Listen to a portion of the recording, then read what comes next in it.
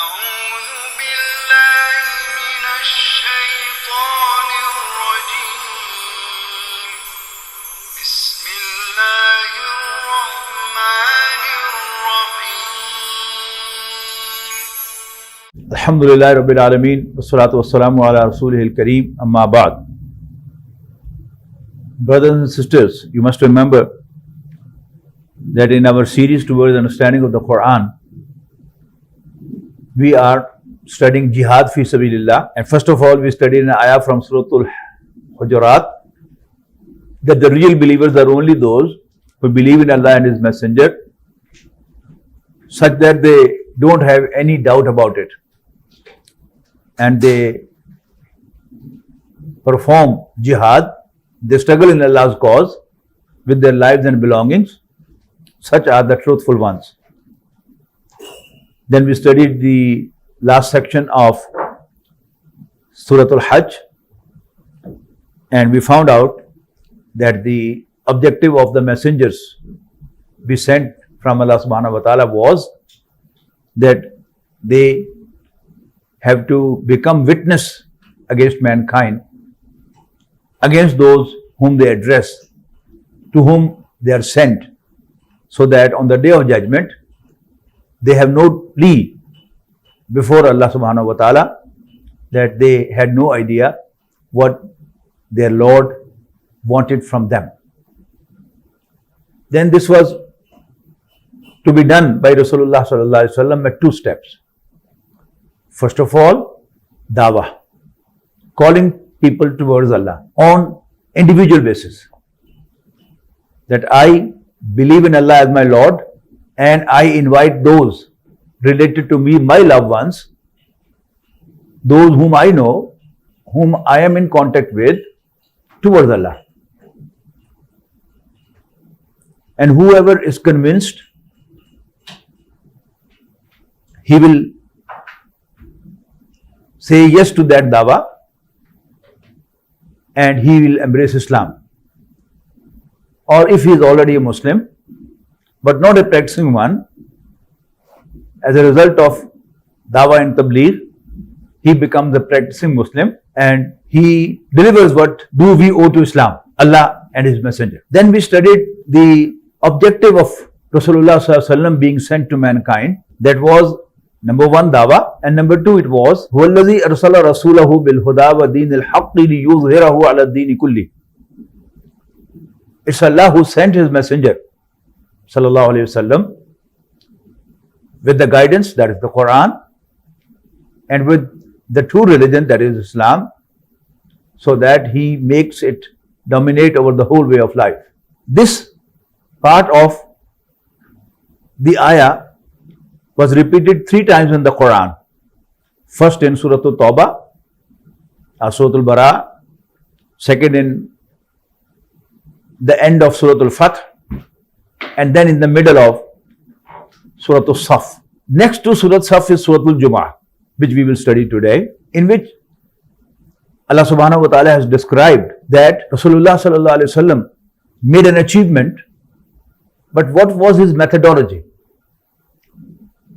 As we studied in Surah Al-Saf, Musa alayhi salam was also a great messenger of Allah, but he could not implement Torah. He could not make Torah the law of the land, whereas Allah's messenger Sayyidina Muhammad sallallahu alaihi wasallam achieved the goal. What was the difference? The difference was the companions of Musa alayhi salam, people of Musa, didn't respond to his call, whereas the companions of Allah's messenger Sayyidina Muhammad sallallahu alaihi wasallam responded to his call, and they sacrificed everything what they have, their life, their belongings, their energies, their power, their time, everything. How this was achieved, that we will learn today inshallah through Surah Al-Jumu'ah. A'udhu billahi minash shaitanir rajeem. Bismillahir Rahmanir Rahim. Yusabbihu lillahi ma fis samawati wa ma fil ardil malikil quddus al azizil hakim. هو الذي بعث في الأميين رسولا منهم يتلو عليهم آياته ويزكيهم ويعلمهم الكتاب والحكمة وإن كانوا من قبل لفي ضلال مبين وآخرين منهم لما يلحقوا بهم وهو العزيز الحكيم ذلك فضل الله يؤتيه من يشاء والله ذو الفضل العظيم مثل الذين حملوا التوراة ثم لم يحملوها كمثل الحمار يحمل أسفارا بئس مثل القوم الذين كذبوا بآيات الله والله لا يهدي القوم الظالمين قل يا أيها الذين هادوا إن زعمتم أنكم أولياء لله من دون الناس فتمنوا الموت إن كنتم صادقين ولا يتمنونه أبدا بما قدمت أيديهم والله عليم بالظالمين قل إن الموت الذي تفرون منه فإنه ملاقيكم ثم تردون إلى عالم الغيب والشهادة فينبئكم بما كنتم تعملون يا أيها الذين آمنوا إذا نودي للصلاة من يوم الجمعة فاسعوا إلى ذكر الله وذروا البيع ذلكم خير لكم إن كنتم تعلمون فإذا قضيت الصلاة فانتشروا في الأرض وابتغوا من فضل الله واذكروا الله كثيرا لعلكم تفلحون وإذا رأوا تجارة أو لهوا انفضوا إليها وتركوك قائما قل ما عند الله خير من اللهو ومن التجارة والله خير الرازقين يسبح لله ما في السماوات وما في الأرض. All that is in the heavens and also on earth glorifies Allah, makes Allah's tasbih. We have already discussed this in Surah As-Saf, which Allah, Al-Malik, the sovereign, Al-Quddus, the holy, Al-Aziz, almighty, Al-Hakim, all wise. Huwa allazi ba'atha fil ummiyyin rasulan minhum. It's He, Allah subhanahu wa ta'ala, who raised among the unlettered ones, the ummiyyin, rasulan minhum, a messenger from amongst them. Yatlu alayhim ayatihi, who recites to them Allah's signs. وَيُزَكِّيهِمْ, and purifies them. وَيُعَلِّمُهُمُ الْكِتَابَ وَالْحِكْمَةَ, and teaching them Al-Kitab and Al-Hikmah, the wisdom. Intentionally I did not translate Al-Kitab. وَإِنْ كَانُوا مِنْ قَبْلُ لَفِي ضَلَالٍ مُبِينٍ. And indeed, prior to that, they were totally lost. وَآخَرِينَ مِنْهُ, and other than those, لَمَّا يَلْحَقُوا بِهِمْ, who have not yet joined them. That Messenger sallallahu alaihi wasallam will perform his duty not only for those who are right in front of him, those at his time, but even to those who will come later and join the Muslim Ummah. وَهُوَ الْعَزِيزُ الْحَكِيمُ, and he is the mighty, the wise. ذَلِكَ فَضْلُ اللَّهِ يُؤْتِيهِ مَن يَشَاءُ. That is Allah's grace, Allah's bounty. يُؤْتِيهِ مَن يَشَاءُ, and He blesses with it whomsoever He wills. وَاللَّهُ ذُو الْفَضْلِ الْعَظِيمِ, and Allah is full of grace, full of bounty. The four jobs assigned to Allah's Messenger sallallahu alaihi wasallam described in ayah 2 of this surah are, number 1, tilawatu ayat, reciting Allah's signs. Then tazkiyah, purification. Then teaching of al-kitab and hikmah. As we discussed earlier, that the part of the ayah, huwa allazi arsala rasulahu bil huda wa deenil haqqi liyudhhirahu ala ad-dini kulli. We had a full session on it, that why Allah sent His messenger Sayyidina Muhammad sallallahu alaihi wasallam. And we found out that Sayyidina Muhammad sallallahu alaihi wasallam was sent with the guidance, that is the Quran, and with the true deen, that is Islam, so that he make it dominate over the whole way of life. This part of the ayah was repeated 3 times. These 4 duties of Rasulullah sallallahu alaihi wasallam have been mentioned in the Quran 4 times. First of all, in Surah Al-Baqarah, section 15, Allah Almighty describes when Sayyidina Ibrahim alayhi salatu wasalam and Sayyidina Ismail alayhi salam, they were raising the walls of the Kaaba, of Allah's house. They were praying to their Lord, Rabbana taqabbal minna, O Allah, accept from us all what we are doing. And then they requested, Rabbana wajalna muslimain laka, O our Lord, make both of us Muslim to you, obedient to you,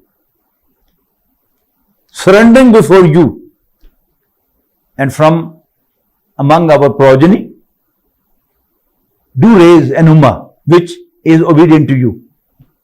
Muslimat Allah, obedient to you. Then they said, Wabas fihim rasulam minhum. Then raise among them a messenger from them, Yatlu alayhim ayatika, who recites to them your signs, your ayat, your revelations. وَيُعَلِّمُهُمُ الْكِتَابَ وَالْحِكْمَةِ, and teaches them the Quran and the hikmah, wisdom. وَيُزَكِّيهِمْ, and purifies them. إِنَّكَ أَنْتَ الْعَزِيزُ الْحَكِيمُ, indeed you are almighty, all wise. Then a few ayat later in the same surah, in the end of section 18, it was said, كَمَا أَرْسَلْنَا فِيكُمْ رَسُولًا مِنْكُمْ, as we have sent to you a messenger from among you, يَتْلُو عَلَيْهِمْ آيَاتِكَ, who recites to you Allah's signs, Allah's revelations. وَيُزَكِّيكُمْ, and purifies them. وَيُعَلِّمُكُمُ الْكِتَابَ وَالْحِكْمَةِ, and teaches you al-kitab and the hikmah. وَيُعَلِّمُكُمْ مَا لَمْ تَكُونُوا تَعْلَمُونَ, and teaches you what you could never know.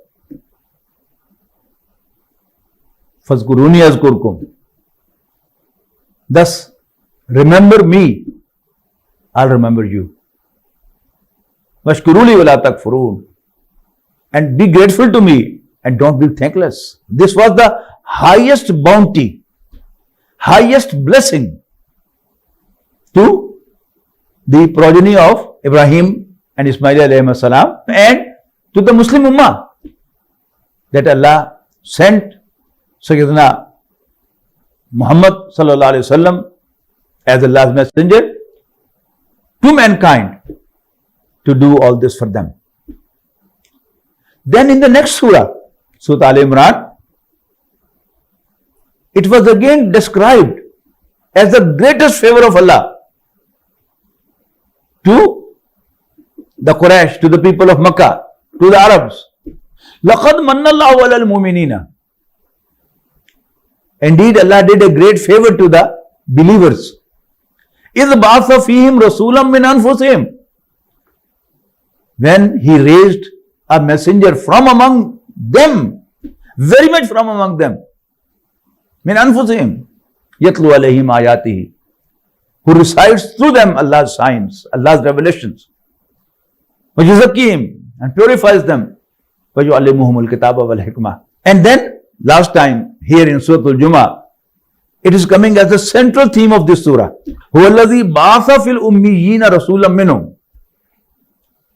It's Allah who raised among the unlettered ones. This unlettered ones, it doesn't mean the Quraysh, the Arabs. They were totally illiterate. They didn't know how to read and write. No. They were great poets. They were very eloquent in their language. But they are called unlettered as compared to the sons of Israel, who in the Quran are named as Ahlul Kitab. Torah was revealed to them. Similarly, Psalms of David, Zubur was revealed to them through Dawud alayhi salam.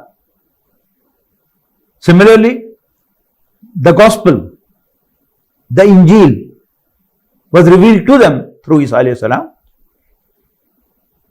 So they were well versed in Allah's revelations. Whereas for the 2500 years, there was no prophet among the sons of Ismail alayhi salam. So they, as compared to the Ahlul Kitab, they are unlettered ones. Another meaning of Ummiyin has been taken from Ummul Qura. Makkatul Mukarramah was the capital of the Arabian Peninsula. Moreover, our recent knowledge tells us Makkah is the center of gravity of the whole earth. So this is Ummul Qura, mother of the earth. So those who lived at Makkah, they were the Ummiyin, those who belong to the Ummul Qura. And certainly Allah's Messenger, Sayyidina Muhammad sallallahu alaihi wasallam, belonged to Makkah. And he belonged to the sons of Ismail alayhi salam. So they were unlettered as well as the dwellers of the Ummul Qura, the center of gravity of the whole earth. On top of that, Rasulullah sallallahu alaihi wasallam himself was Ummi in the literal sense that he even didn't know how to read his own name. And that was proved when the Treaty of Hudaybiyah was signed and the objection was raised by Suhail ibn Amr that if we accept you as Allah's messenger, then what's the dispute then? Right down here, this is a treaty between Muhammad, son of Abdullah, and the Quraysh. Rasulullah sallallahu alaihi wasallam asked Ali radiallahu anhu, who was the writer of that treaty. Yes, he is right. So you change the word Muhammad, Rasulullah, change it with Muhammad bin Abdullah. Sayyidina Ali radiallahu ta'ala anhu said, he doesn't accept you as Allah's messenger, but I do. How can I change it? Allah's messenger asked Ali, took the pen from him and asked Ali, tell me, where is the word Rasulullah written? It was pointed out and then he erased the word Rasulullah from that document. So that means Rasulullah sallallahu alaihi wasallam didn't know how to read and write. Now we come to these four duties assigned to Rasulullah sallallahu alaihi wasallam are the methodology by which Allah's messenger produced a community who could die for Allah, who could sacrifice each and everything they had for Allah. Number one is Yatlu alayhim ayatihi. Ayat means signs and tilawat means recitation. What Rasulullah sallallahu alaihi wasallam was doing during his stay at Makkah, there was no political activity whatsoever.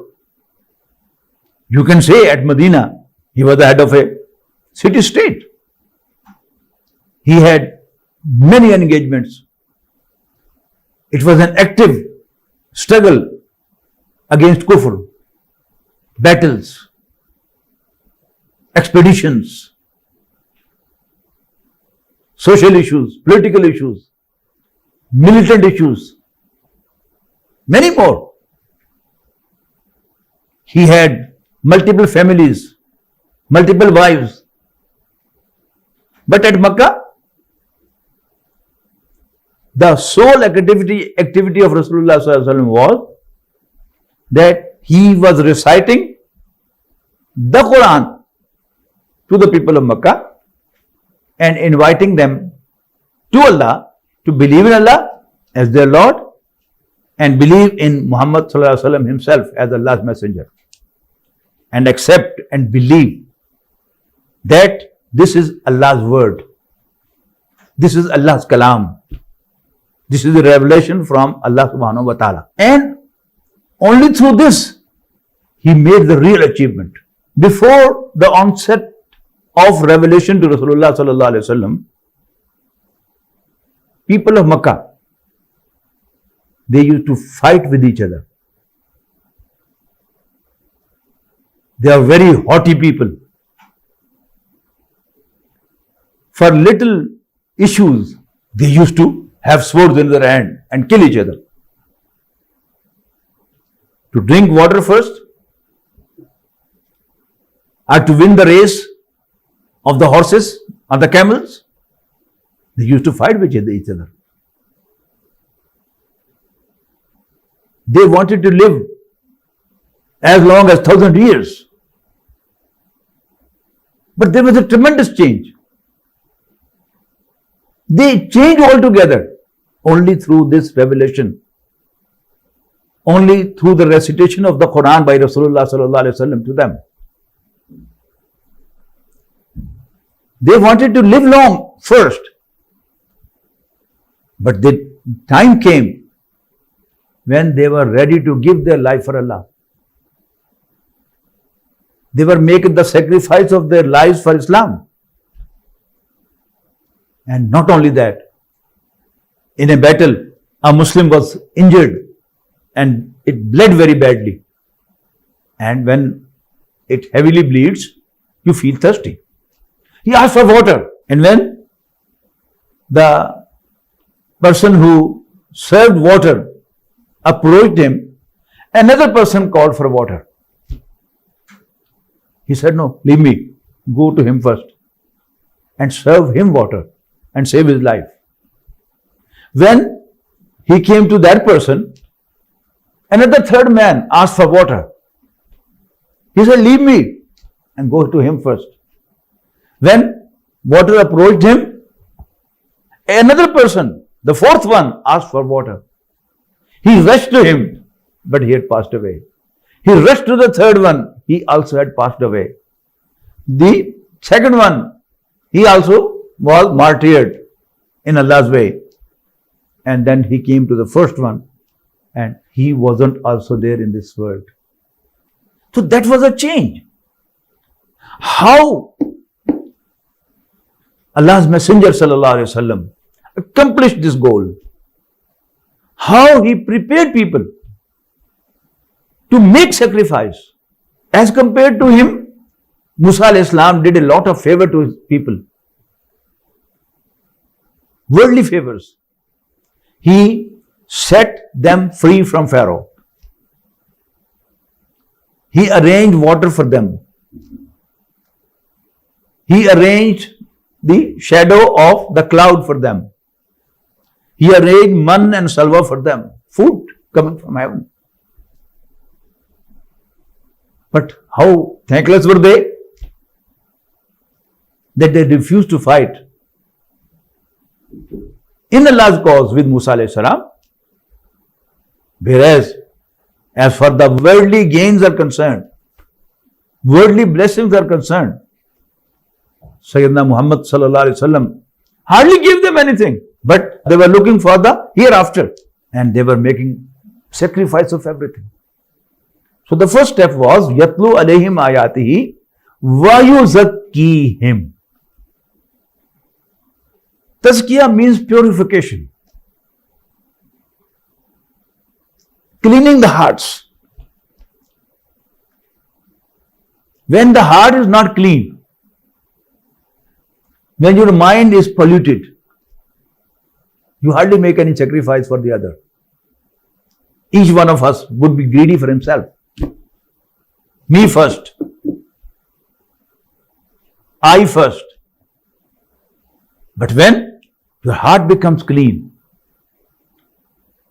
you are not after this world, you are always for the hereafter, then you make all the sacrifice. You live for others, not for yourself. Rasulullah Sallallahu Alaihi Wasallam was reciting to them the Holy Quran and telling them the worldly life is not the whole life. The real life would start after death. You would all die one day as you go to sleep every evening. Then you will be raised to life again as you get up every morning. And then you will be questioned about all what you have done. And you will be rewarded. You will be recompensed. Good for good and bad for bad. And that will be garden forever, paradise forever, or fire, hell forever. This message was given by Sayyidina Muhammad Sallallahu Alaihi Wasallam himself while at Makkah. The same recitation of the Quran. You know, in the 12th year after the onset of revelation on Rasulullah Sallallahu Alaihi Wasallam, people of Medina, they came to him. There were 12 persons who came to perform Hajj, and they made a request to Rasulullah Sallallahu Alaihi Wasallam that we are too far from you. It's not possible for us to visit you very often. So please, give us a teacher. Grant us a teacher who goes with us and teaches us Quran there at Medina. Allah's Messenger Sallallahu Alaihi Wasallam appointed Mus'ab bin Umair radiallahu anhu to go with them to Medina and teach them Quran right there. For 1 year, Mus'ab bin Umair complied with Allah's Messenger's demand, his order, his command. But beautifully he did his duty. I don't know. He was just reciting to them, or he was injecting Quran into their blood. And within 1 year, the people of Medina, they become so brave that they invited Rasulullah Sallallahu Alaihi Wasallam to move to them, to migrate to Medina. They very well knew that providing shelter to Rasulullah Sallallahu Alaihi Wasallam, who was the worst enemy of the Quraysh, in their mind, would be offending them and becoming their worst enemy. And remember, Quraysh, they were the leader of the whole Arabian Peninsula. They were the custodians of Kaaba. They were the custodians of the Masjid al-Haram. They had a lot of influence. And to provide shelter to Rasulullah Sallallahu Alaihi Wasallam was clearly meant to be at war against the Quraysh. But yet they were ready. And next year they came and said, Allah's Messenger, your own family, the Banu Hashim, thereby the Quraysh, have disowned you. They have expelled you from Abu Lahab after the death of Abu Talib, expelled Rasulullah Sallallahu Alaihi Wasallam from Banu Hashim, the family of Hashim. And when he was expelled from the family of Hashim, he was out of Quraysh, the main tribe. Now he couldn't live at Makkah. And now he was living at Makkah under the asylum of another Qarshi, another man from Quraysh, though he was a mushrik, Mu'tam bin Adi. Now the whole tribes Aus and Khazraj, who were the sons of the soil of Medina, they extended help, they extended protection, asylum to Rasulullah sallallahu alaihi wasallam. And how this miracle took place, how this change took place. How come the people of Medina were so brave? Though the Quraysh considered them, they are not martial, they are non-martial races, but they proved to be even more martial than the Quraysh. They provided help, asylum and protection to Rasulullah sallallahu alaihi wasallam. And they had to pay a very high price too. But they didn't drag their feet back. Oh, we made a mistake. No, never ever. So all this took place. The companions of Rasulullah sallallahu alaihi wasallam at Makkah, they were also the product of Yatlu alayhim ayatihi. That Allah's messenger was reciting to them Allah's signs, Allah's revelations. And that was bringing a change in the hearts. And he was doing tazkiyah, purification through this. You hardly find any sermon from Rasulullah sallallahu alaihi wasallam, any talk from Rasulullah sallallahu alaihi wasallam, any bayan from Rasulullah sallallahu alaihi wasallam without Quran. He always recited Quran to them. He always quoted Quran to them. He always read Quran to them. And that Quran, by Allah's grace, was bringing a change. So, yatlu alayhim ayatihi wa yuzakkihim wa yuallimuhumul kitaba wal hikmah. There are two meanings of kitab. One is very common, the book. So, wa yuallimuhumul kitaba wal hikmah, and teaching them the book, that is the Quran. Imam Shafi rahimahullah ta'ala, he takes kitab as the Quran and hikmah, wisdom, as the sunnah. Dr. Isar Ahmad rahimahullah, my teacher, he says that all these are related to the Quran. Ayat, the signs. These are the ayat which motivate someone to believe. Allah's ayat described in the Quran. Inna fi khalqi samawati wal ardi wa ikhtilafil layli wan nahar. La ayat, indeed in heavens and the earth, and the alternation of the day and the night. They are signs. Inna fi khalqi samawati wal ardi wa ikhtilafil layli wan nahar wal fulki allati tajri fil bahri bima yanfa'u an-nas. وَمَا أَنزَلَ اللَّهُ مِنَ السَّمَاءِ مِن مَّاءٍ فَأَحْيَا بِهِ الْأَرْضَ بَعْدَ مَوْتِهَا وَبَثَّ فِيهَا مِن كُلِّ دَابَّةٍ وَتَصْرِيفِ الرِّيَاحِ وَالسَّحَابِ الْمُسَخَّرِ بَيْنَ السَّمَاءِ وَالْأَرْضِ لَآيَاتٍ لِقَوْمٍ يَعْقِلُونَ. Ayah 164 of Surah Al-Baqarah. So the signs. Look at the heavens. Look at the earth. Look at the animals spread on the earth. And look what grows on earth. Look at the rain which falls from sky. And the water is absorbed into the soil, and from thereby the plants grow from the earth. Winds blowing all around, and clouds between heaven and the earth. In all that, there are certainly signs for the sensible people. So, Allah subhanahu wa ta'ala talks about his signs. Then, again and again, Akhirah, the hell, the paradise being mentioned. And this purifies the heart, cleans the heart, and then kitab to him is commands, do's and don'ts.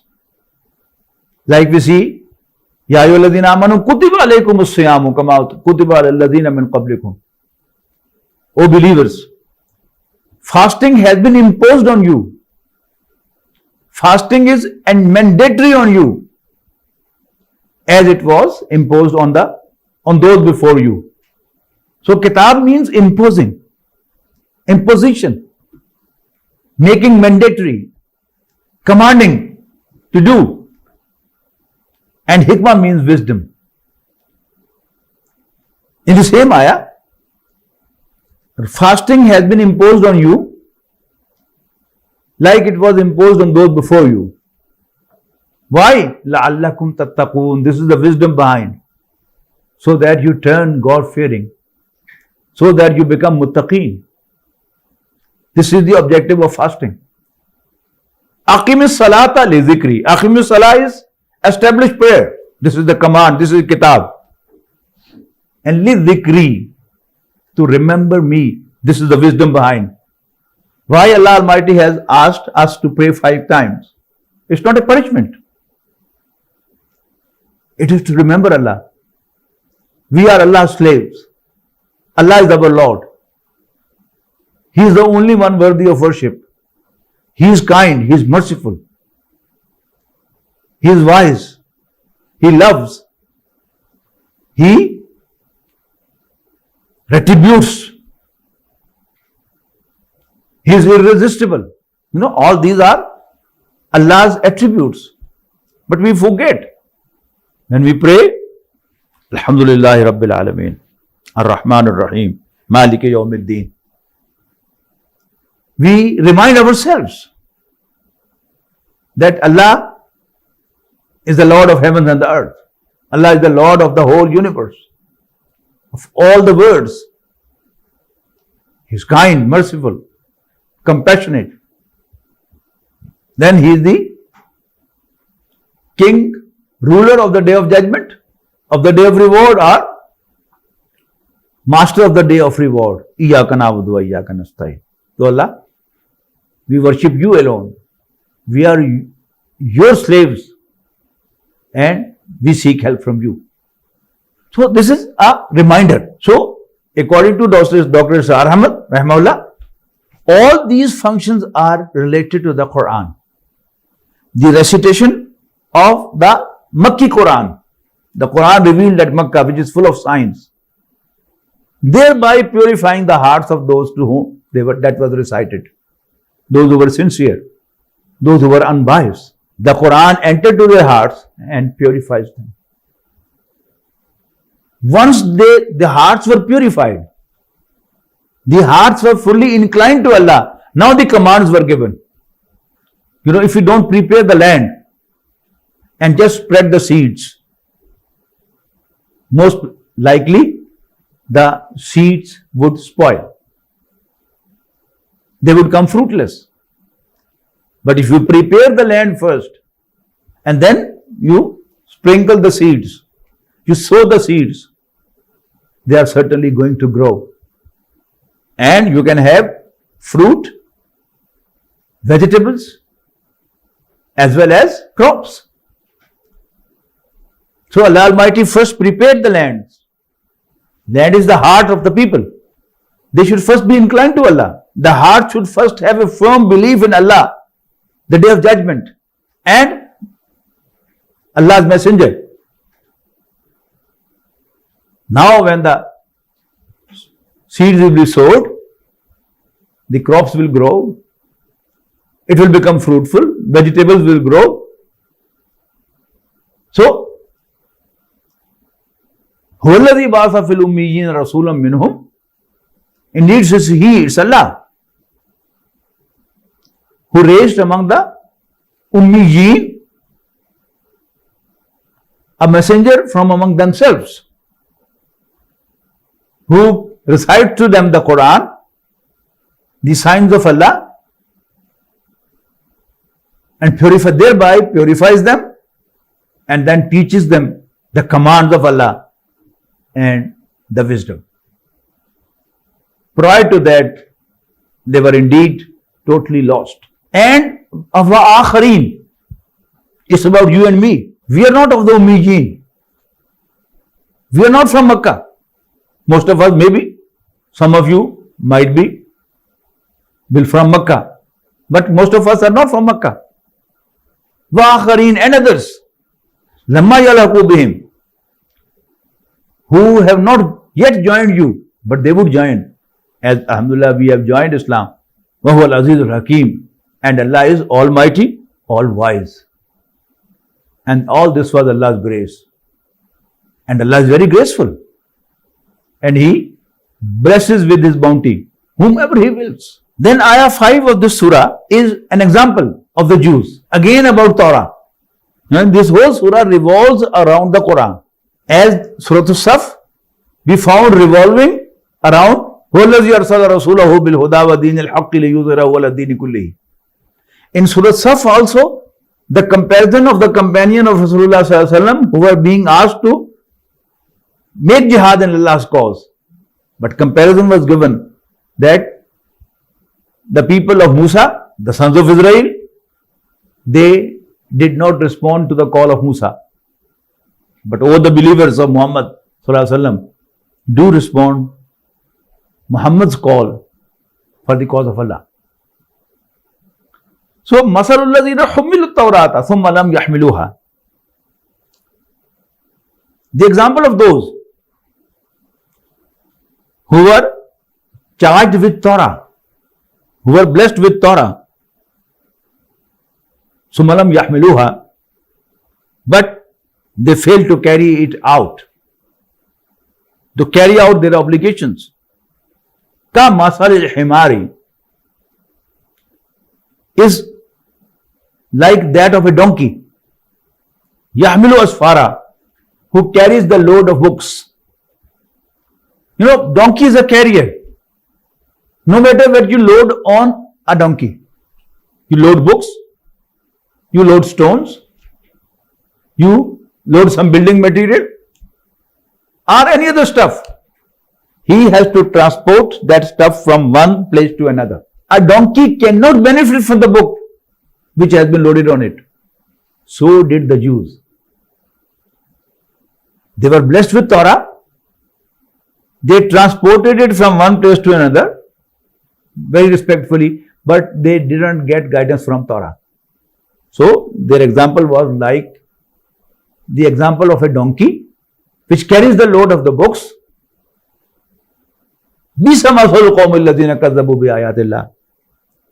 Very bad was the example of those who denied Allah's signs. Wallahu la yahdil qawma az-zalimin. And Allah doesn't guide the unjust ones. Allah's signs have a right, have an obligation that they should be recited, they should be understood, they should be complied. And they did none of them.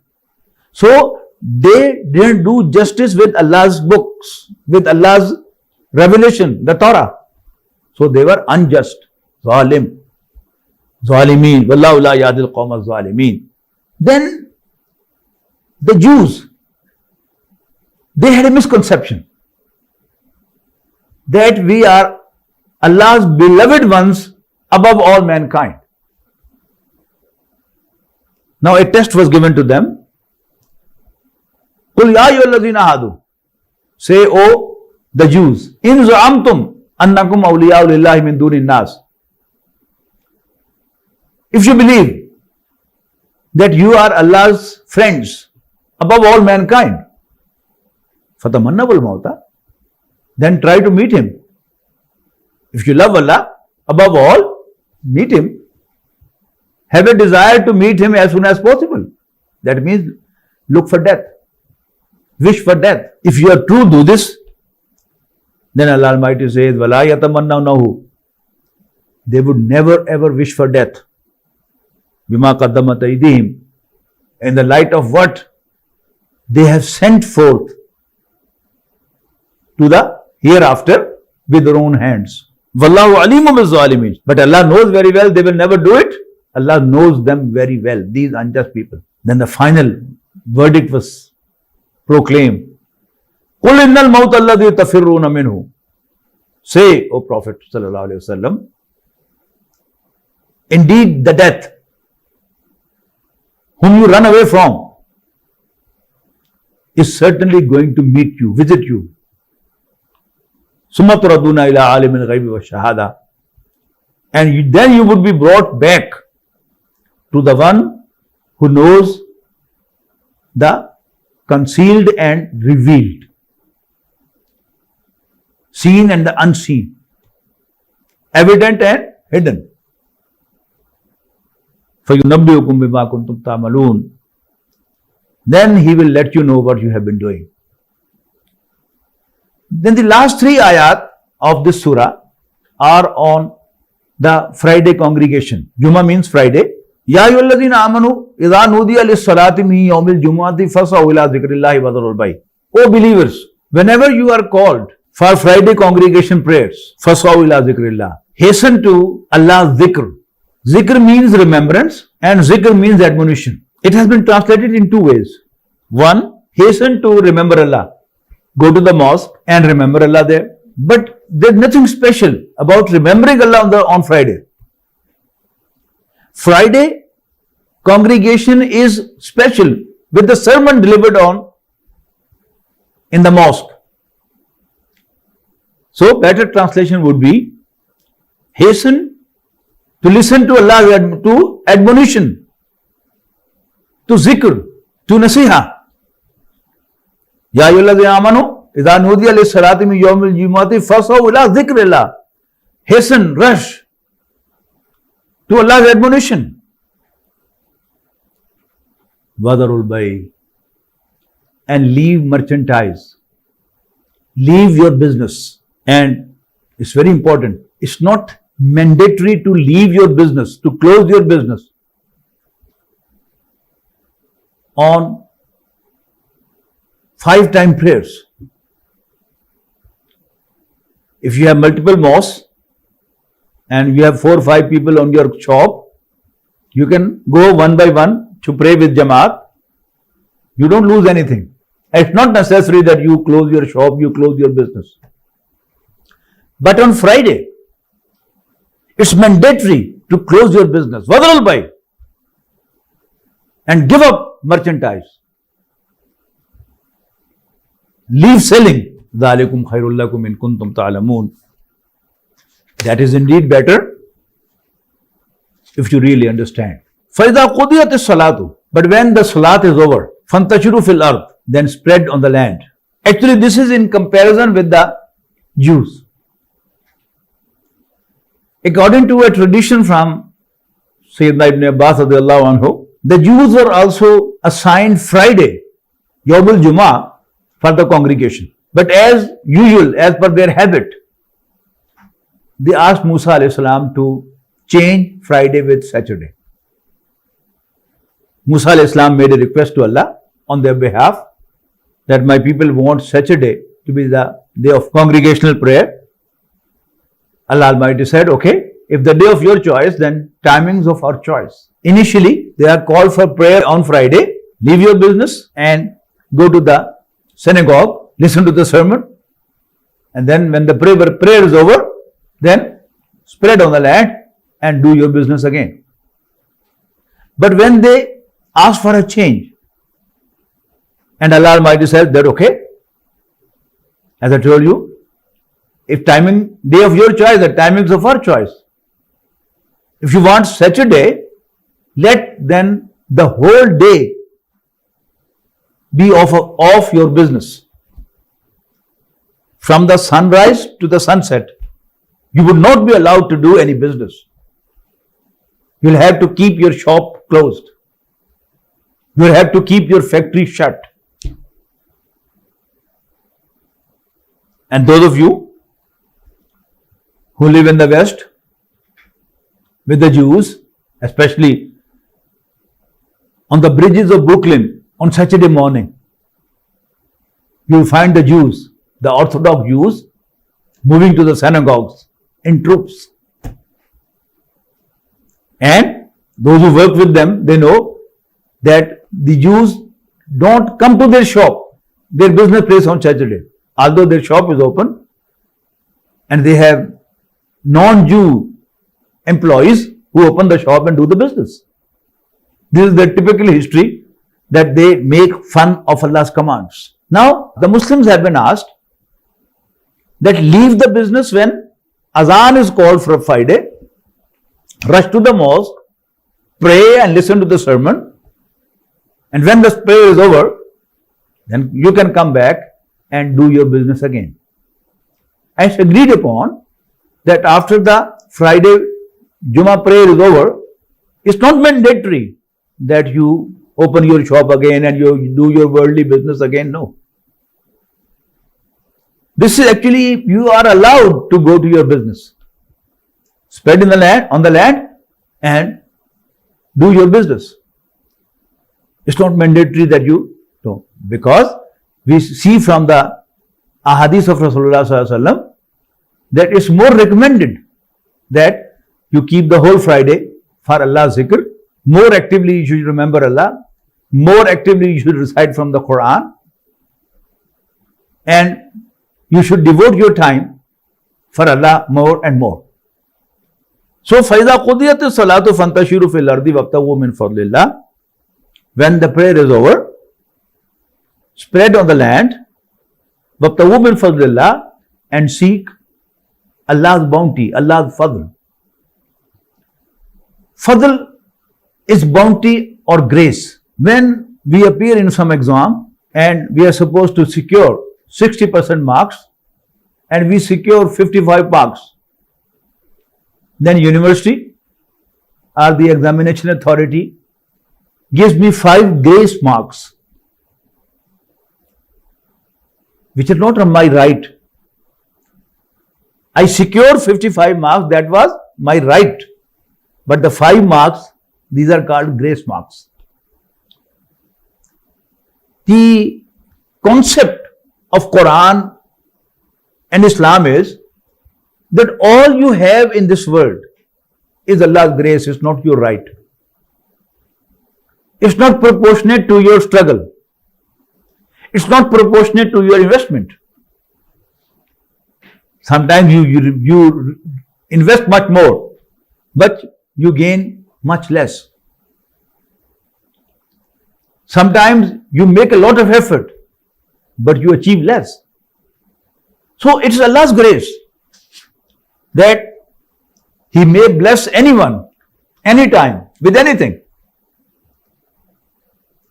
Like children, in the end of Surah Shura, Allah Almighty describes, Lillahi mulku samawati wal ard. Sovereignty of heavens and the earth belongs to Allah. Yakhluqu ma yasha. He produces whatever He wills. Yahabu liman yasha'u inatham wa yahabu liman yasha'u dhukur. He blesses with daughters whomever He wills, and with sons whomever He wills. Aw yuzawwijum dhukranam wa inatha. Or He combines both sons and daughters. وَيَجْعَلُ مَن يَشَاءُ أَقِيمًا. And He lets anyone He wills barren, infertile, issueless. No one can question Him. I eat this. I went through such and such treatment.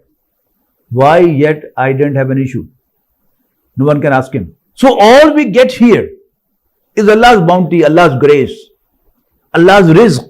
So spread in the land and look for Allah's bounty. If He wills, He will bless you with His provision. If He doesn't, you will get nothing. If He decides more for you, you will get more. If He decides less for you, you will get less. Very simple.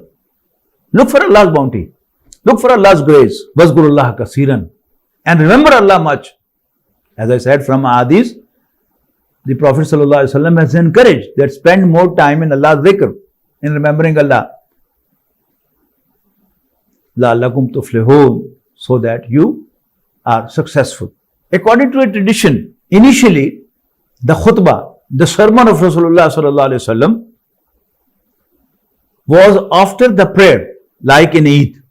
You know, in Eid prayer, we pray first and then the Imam stands up on mimbar and delivers khutbah, the sermon. The same was in Jummah. And like in Eid, some people consider the main thing is you pray. When the prayer is over, they just leave the place of Eid, the musalla. There was a drought at Medina. When the prayer was over and Rasulullah ﷺ was delivering his sermon, and there was a sound of camels coming from outside. They assumed that, oh, there's a supply of wheat from outside. So they left Rasulullah sallallahu alaihi wasallam delivering khutbah and went to get the wheat, to get the grain. Or there was some fun. They left Rasulullah sallallahu alaihi wasallam praying and went for that entertainment and that fun. And it's very important to understand that according to a tradition of Sahih Muslim, Rasulullah sallallahu alaihi wasallam delivered two khutbahs, two sermons. Yajlisu bainahuma. He used to sit between the two for a while, as we see on Friday and on Eid. Imam delivers a sermon, then he sits down and then stands up again and delivers another sermon. This is in fact the replacement of 2 rakat of Zohar. In Zohar prayer, we offer 4 rakat of prayer, while in Jummah we offer 2. The 2 have been replaced by 2 sermons.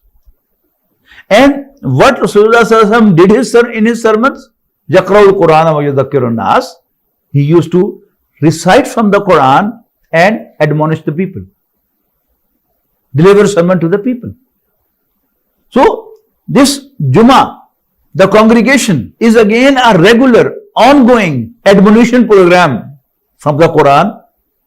Initially Rasulullah sallallahu alaihi wasallam did this by himself, and then on his behalf an imam stands up on the mimbar and recites to the audience ayat from the Quran and admonishes them. So, وَإِذَا رَأَوْا تِجَارَةً أَوْ لَهْوًا انفَضُّوا إِلَيْهَا وَتَرَكُوكَ قَائِمًا.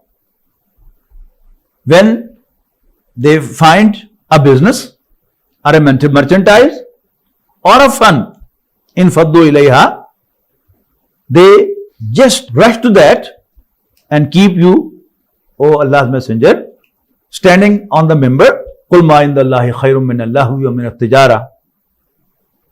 Tell them, all what Allah has is better than the merchandise and the fun.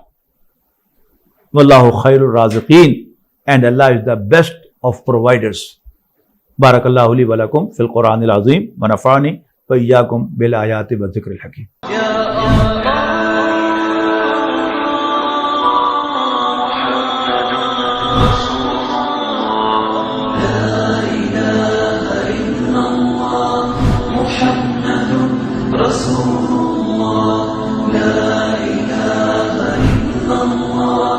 محمد رسول الله.